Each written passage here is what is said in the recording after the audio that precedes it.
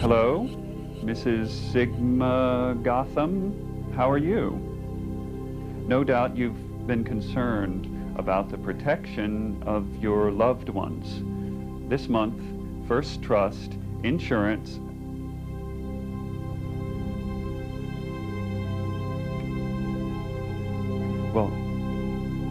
Well, thank you for talking, and don't...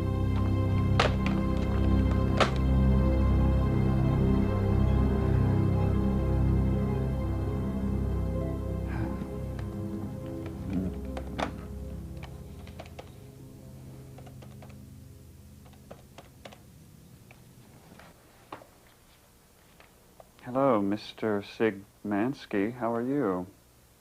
No doubt you've been concerned about the protection of your loved ones. This month, First Trust Insurance has a special opportunity for...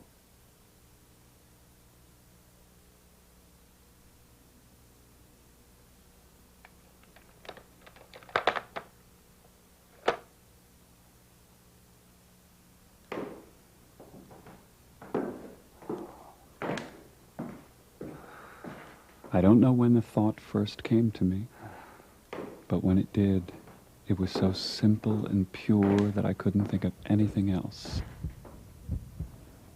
I wanted the old woman dead so badly that I was ready to kill her myself.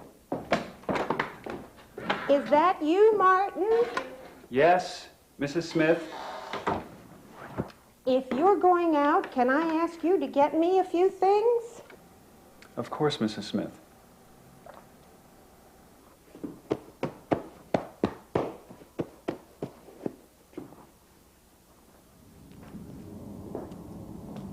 How's the work coming, Martin?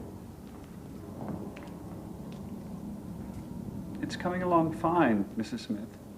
I have let this place fall into such disrepair. My mom would roll over in her grave if she saw how I let the house fall. When I was a girl, we took such good care of it. And there it was, We did everything. the eye of a vulture looking down on me, haunting me. For the first time in so long, there was clarity. Did everything that needed to be done. I knew my destiny. I had to rid the world of that wicked eye.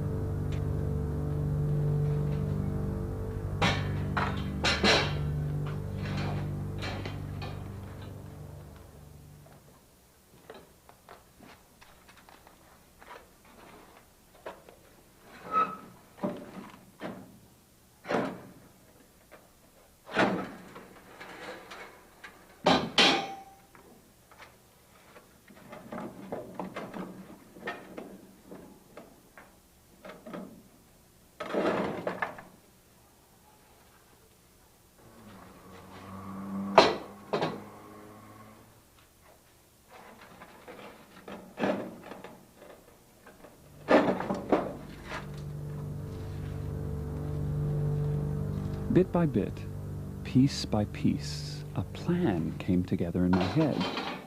All my life, people told me I was crazy, but I was never more in control of my faculties than at this moment.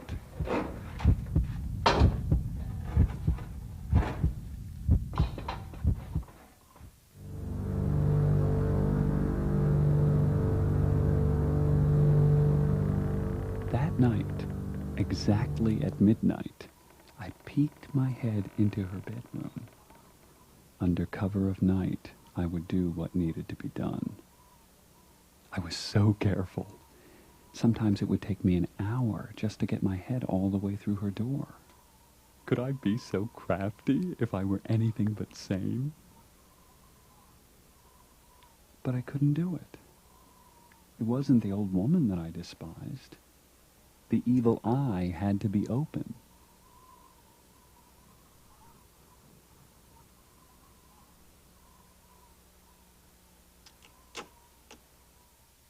But it breaks my heart to see the neighborhood ruined this way. When I was growing up, the word neighbor meant something. That's why I'm so glad to have you here, Martin. You're a wonderful young man. You're too kind. Do you think you'll get to the painting this week? Absolutely. I wonder why some nice girl hasn't snatched you up. Oh. I was never as kind to that woman as during the week that I was going to kill her. Don't cut any. How could she ever have suspected? You sure? For 7 nights and days, I continued my routine. But always no success.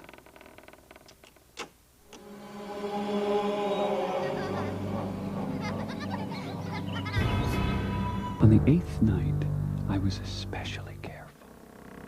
It had become routine, yet I did not wish to be careless. To think that only a few hours earlier I laughed with her, daring to ask her how she slept. Who's there? For a whole hour, I didn't move a muscle. Neither did she. I knew what she was thinking. She was telling herself, I must have imagined it, for it was only the wind, trying desperately to believe that were true. I pitied her. Death had come to her door, and she knew it. And I knew that she knew. It was the beating of the old woman's heart.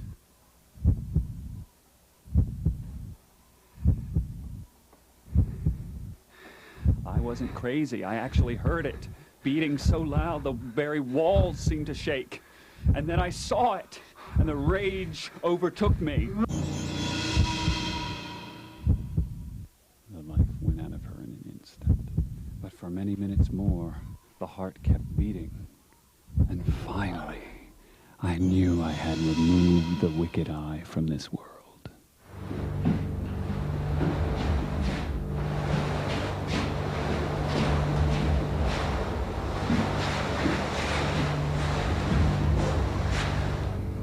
A strange calmness and sense of purpose overtook me.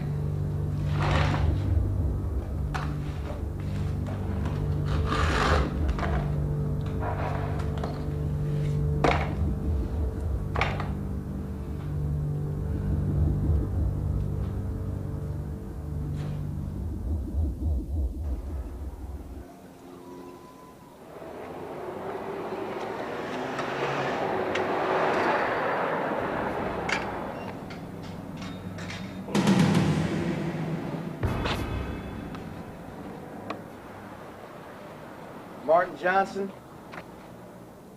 Yes? Can I help you? I think something's happened to Mrs. Smith. Miss Gabrielle reported hearing a noise last night. It was a scream or something. And then... I didn't even think about it at the time.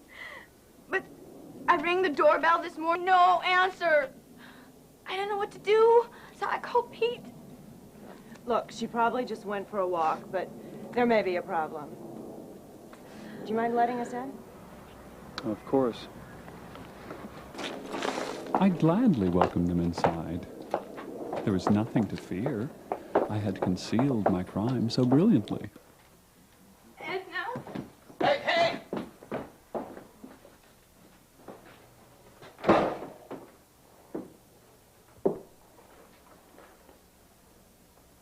So, did you hear these noises that Anna heard last night? Not at all. But I bet Anna hears all kinds of things. Meaning? She has a very active life.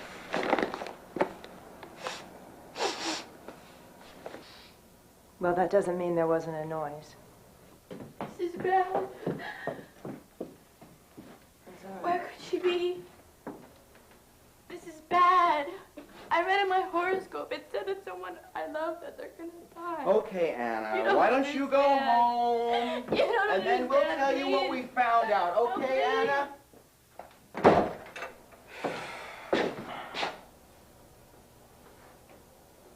My bedroom. Please help yourself.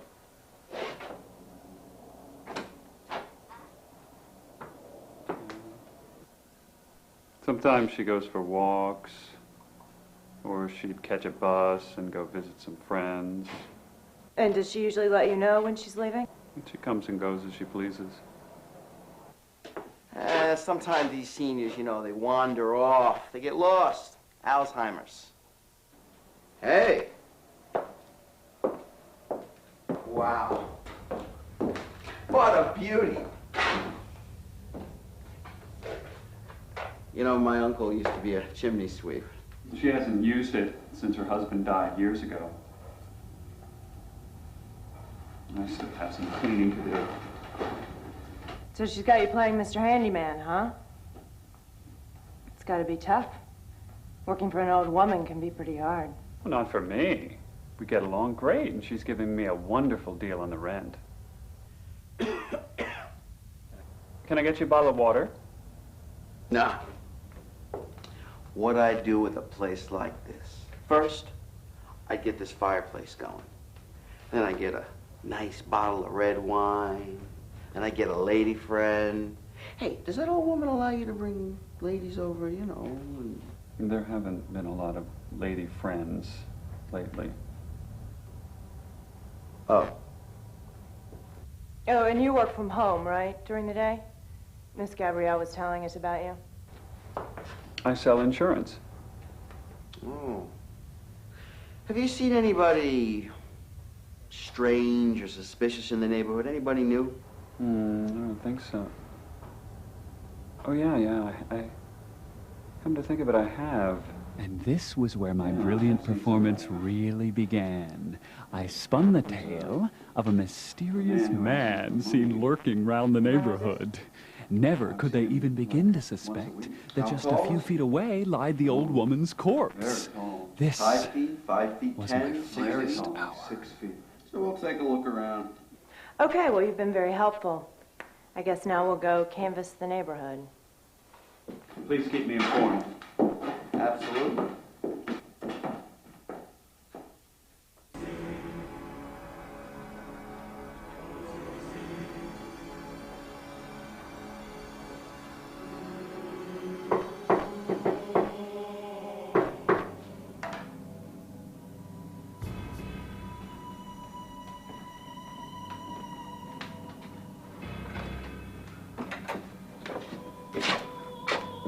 I think I'll take you up on that.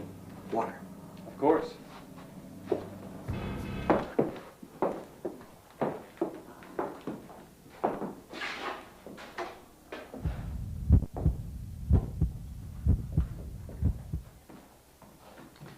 Thank you. So you used to work for Prudential, huh? Top salesman in my division 3 years straight. Really? And you quit that to do telemarketing. I didn't quit. I like what I do now. It's more independent. Mm-hmm. Yeah, well, we talked to some of your neighbors. Nobody ever sees anything in these old neighborhoods. No. So we figure we'll call the emergency room, see if she turns up. But for now, there's just not much for us to do. Could be a lot of worrying about nothing. Yeah? Could be. Hey, Pete, did I tell you that my Aunt Krista called me from Atlantic City again? She wanted me to wire her $20, right? So I said, come on, Aunt Krista, if I'm going to wire you some money, you know. In fact, I'm not giving you these 11. They're the only ones I got. Can't believe it. Why wouldn't they go? I could feel my skin getting clammy, cold, my head ached, and that noise.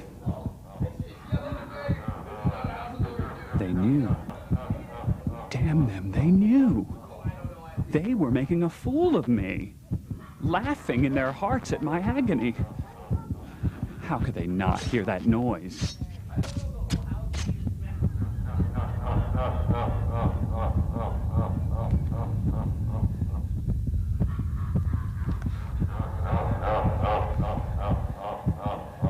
And the hypocrites stood there and smiled at me.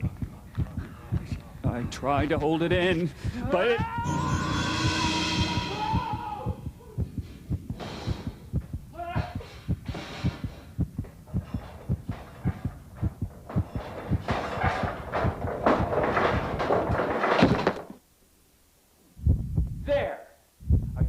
satisfied now? I did it.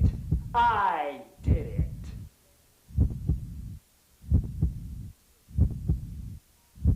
And finally, when I allowed madness to overtake me, it was sweet Come on. and silent. Thanks. The water.